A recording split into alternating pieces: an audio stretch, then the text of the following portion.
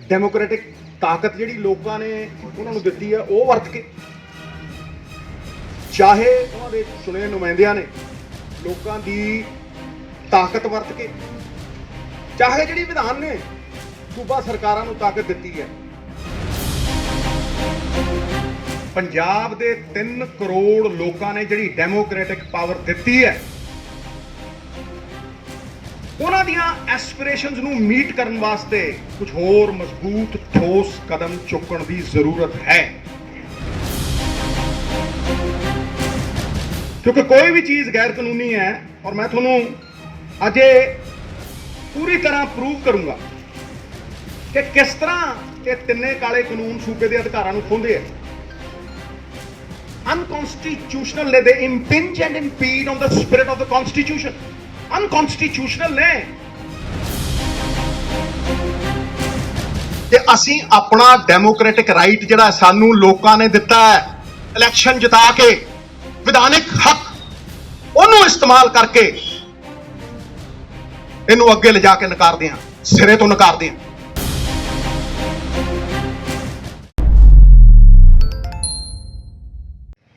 ਚਾਹੇ ਉਹ ਆਪਣੀ ਡੈਮੋਕ੍ਰੈਟਿਕ ਤਾਕਤ ਜਿਹੜੀ ਲੋਕਾਂ ਨੇ ਉਹਨਾਂ ਨੂੰ ਦਿੱਤੀ ਹੈ ਉਹ ਵਰਤ ਕੇ,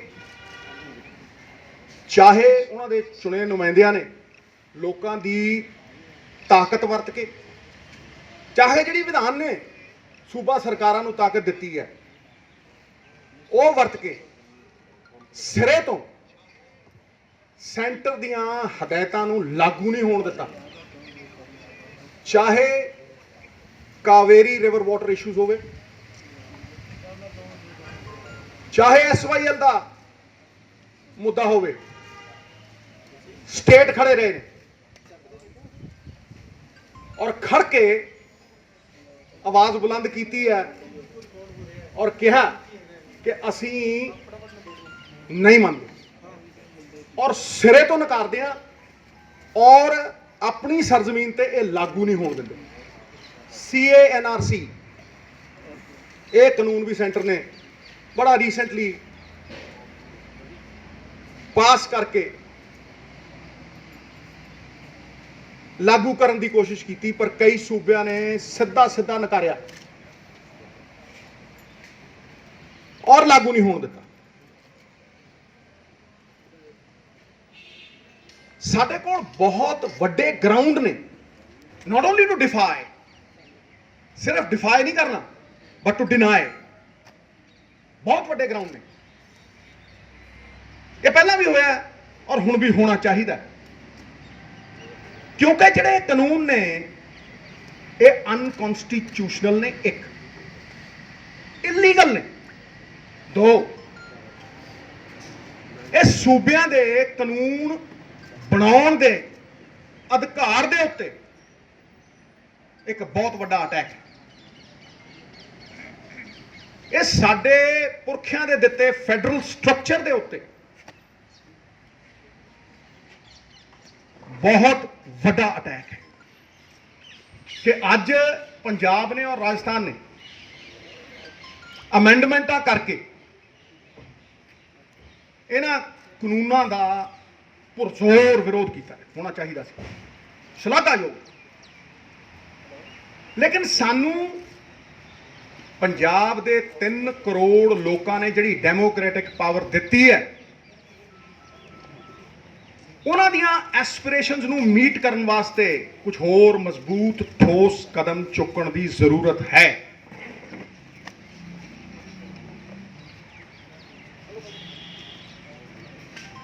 ਕਿਉਂਕਿ ਅਗਰ ਮੈਂ ਇਹ ਦੇਖਦਾ ਅੱਜ ਇਹਨਾਂ ਕਾਨੂੰਨਾਂ ਵੱਲ ਤੇ ਮੈਂ ਉਸ ਹਦਾਇਤ ਨੂੰ ਵੀ ਦੇਖਦਾ ਜਿਹੜੀ ਤਾਰੀਖ ਨੇ ਔਰ ਇਤਿਹਾਸ ਨੇ ਸਾਡੇ ਗੁਰੂਆਂ ਨੇ, ਪੀਰਾਂ ਨੇ, ਪੈਗੰਬਰਾਂ ਨੇ ਸਾਨੂੰ ਦਿੱਤੀ। कौम को दिया है ये पैगाम कि हक मांगना तौहीन है, हक छीन लिया जाए। ये हक खोना पैना, क्योंकि कोई भी चीज़ गैर कानूनी है और मैं थोनू आज पूरी तरह प्रूव करूंगा कि किस तरह ये तिन्ने काले कानून सूबे के अधिकारों को खोहते हैं। अनकॉन्स्टिट्यूशनल ने, they impinge and impede on the spirit of the constitution. Unconstitutional ने ये तिने काले कानून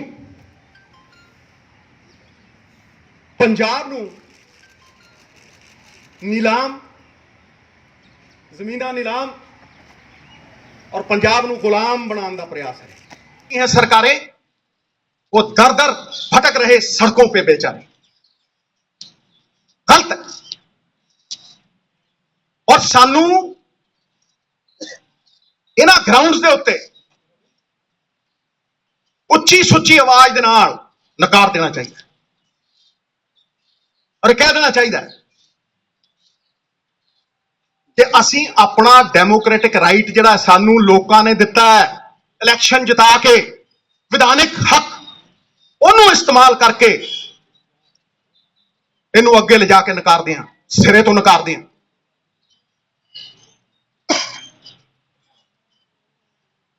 हुण मैं इस तो अगे वधा, after defiance and denial of these unconstitutional laws, मैं कहना कि बड़े लोग ये कही जाते हैं जी कि the game is over, centre ने तो पास करते। The game is not over, we can be game changers if we rise above blame game. असी गेम चेंजर बन सकते हैं, सानू किसी ने नहीं रोकया अपनी डेमोक्रेटिक पावर टू लेजिस्लेट करन तो, किसी ने नहीं रोकया। असी अपने कानून खेतर दे विच लॉ बना सकते हैं और किसानों के मुकद्दर नूं पूरी तरह बदल सकते हैं। वक्त की जरूरत है और सानू वो डेमोक्रेटिक जिहड़ा राइट है उन्होंने एक्सरसाइज करना चाहिए, अपना मुकद्दर अपने हाथ च लेना चाहिए। किस तरह? मेरी मांग है कि असी अपने कानून बनाइए जिहदा सेंटर ना कोई लेना देना नहीं, जिहदा सेंटर ना कोई सरोकार नहीं। मैं पहले कानून की गल करदा जिहदा साडे अख्तियार दे विच है, which is in our domain completely, expansion of MSP and procurement. असी सिर्फ कणक और झोने दे प्रोक्योरमेंट चों किस तरह किसान नूं होर फसलों के उत्ते एमएसपी दईए ताकि असी डाइवर्सिफिकेशन कर सकीए। क्योंकि तुसीं अगर झोना देखो, झोना लाना किसान की मजबूरी है, वो चाह के भी नहीं निकल सकता क्योंकि एमएसपी मिलती ही झोने ते कणक ते है। लिख देंदे आ मक्की, लिख देंदे आ गन्ना, लिख देंदे आ सारा कुछ, लिखते हैं 1600, मिलती 700 नहीं, 600 च भी चुकी नहीं गई। इस करके ओदी मजबूरी है, लेकिन ओदी मजबूरी के नाल नाल एक होर गल है कि असी अपनी सस्टेनेबल लिमिट तो किते ज्यादा पानी, पंजाब का पानी कर्जे ले लै, ट्यूबवेल ला ला, पंपियां चला चला, सस्टेनेबल लिमिट तो किते वध पानी कढ़ रहे हैं असी। और मैं कदों का दोहरा रहा है कि 1 किलो झोना लाना होवे ते 5000 लीटर पानी लगता है। तुसीं हिसाब ला लो कि जिन्ना SYL तो नुकसान होना सी उहदे नाल किते वध करते हैं हर साल, पानी एक्सपोर्ट करते हैं असी झोने दे नाल, खाने तो सिर्फ 8%। फिर कह जी सोल्यूशन, मैं 6 महीने तो यही गल कर, 6 महीनों तो मैं इस डाइवर्सिफिकेशन की गल करता, पानी बचाने की गल करता, ये कहना हमेशा भी अगर मान लो तो हार है और अगर बदलने की ठान लो तो जीत है। ये पक्की जित है। और मैं तुहानूं दसदा किवें, पहला तो मैं बड़ा क्लीयर हाँ, अज दे दिन अगर असी लेजिस्लेट करिए तो असी दालां ते ऑयल सीड्स दे उत्ते एमएसपी दे सकदे, क्लियर सीधा। ਇਲੈਕਟ੍ਰੀਫਿਕੇਸ਼ਨ ਹੋਊ, ਨਾਲੇ ਪਾਣੀ ਬਚੂ, ਨਾਲੇ ਕਿਸਾਨ ਨੂੰ ਝੋਨੇ ਤੇ ਕਣਕ ਤੋਂ ਇਲਾਵਾ ਕੁਝ ਉਗਾਉਣ ਦਾ ਵਿਕਲਪ ਮਿਲੂ। ਕਿੱਦਾਂ? ਉਹ ਮਹਾਰਾਜ ਮਾਰਕਫੈਡ ਤੇ ਪੰਸਪ ਤੋਂ ਅਗਰ ਤੁਸੀਂ ਪ੍ਰੋਕਿਓਰ ਕਰਾਓ, ਮਾਰਕਫੈਡ ਤੇ ਪੰਸਪ ਤੋਂ, ਔਰ ਤੁਸੀਂ ਦਾਲਾਂ ਦੇ ਵਾਸਤੇ, ਆਇਲ ਸੀਡਸ ਦੇ ਵਾਸਤੇ ਤੁਸੀਂ ਕਿੰਨਾ ਪੈਸਾ ਬਾਹਰੋਂ ਇੰਪੋਰਟ ਕਰਨ ਲਈ ਖਰਚ ਰਹੇ ਹੋ? ਤੁਸੀਂ ਜਿੰਨੇ ਪੈਸੇ ਦੀਆਂ ਦਾਲਾਂ ਆਟਾ ਦਾਲ ਸਕੀਮ ਵਾਸਤੇ ਵੀ ਬਾਹਰੋਂ ਮੰਗਾਉਂਦੇ ਹੋ, ਉਹ ਪੈਸਾ ਸਾਈਡ ਤੇ ਰੱਖ ਲਓ, ਐ ਰੱਖ ਲਓ ਸਾਈਡ ਤੇ ਕਹੋ ਇਹ ਤੇ ਐਮਐਸਪੀ ਦੀਆਂ। E5 ਚੈਨਲ ਪੰਜਾਬੀ ਹੁਣੇ ਸਬਸਕ੍ਰਾਈਬ ਕਰੋ, ਬੈਲ ਆਈਕਨ ਤੇ ਕਲਿੱਕ ਕਰੋ।